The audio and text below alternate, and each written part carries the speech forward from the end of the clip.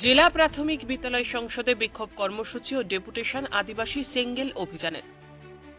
সাঁওতালি ভাষার মাধ্যমে পঠন পাঠনের ক্ষেত্রে সাঁওতালি মিডিয়াম স্কুলে পর্যাপ্ত পরিমাণে শিক্ষক নিয়োগ, সাঁওতালি ভাষায় পঠন পাঠনের পরিকাঠামো সুনিশ্চিত করা এবং সাঁওতালি মিডিয়াম পাঠ্যসূচি অনুযায়ী বই বিতরণের দাবিতে বিক্ষোভ ডেপুটেশন আদিবাসী সেঙ্গেল অভিযানের।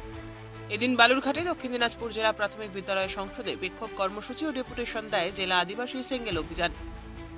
জেলা প্রাথমিক বিদ্যালয় পরিদর্শককে উক্ত দাবিতে ডেপুটেশন দেওয়া হয়। আদিবাসী সেঙ্গেল অভিযানের দক্ষিণ দিনাজপুর জেলা সভাপতি বিমল মার্ডি জানান, সেঙ্গেল অভিযান তরফ থেকে দক্ষিণ দিনাজপুরের বালুরঘাট ডিআই প্রাইমারিকে প্রতিনিধি সাক্ষাৎ করে ডেপুটেশন দিলাম এবং দাবি ছিল আমাদের 3 দফা। আজ অবধি আমাদের সাঁওতালি ভাষা 8 শিডিউল হওয়া 2003 সাল 22শে ডিসেম্বর 8 শিডিউল হয়।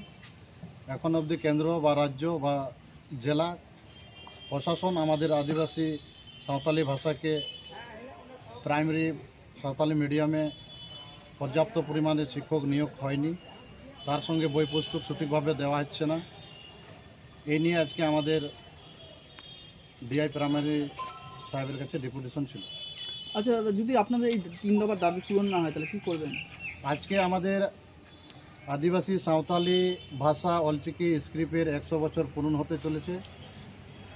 আমরা চাইছি যে এই বছরে আমাদের সম্পূর্ণ সাঁওতালি মিডিয়ামে বই পুস্তক থেকে শুরু করে সাঁওতালি ভাষায় পঠন পাঠন করা হোক সঠিকভাবে, এটাই চাইছি। না হলে আমরা আগামী দিনে বৃহত্তর থেকে বৃহত্তর আন্দোলন করতে বাধ্য থাকব।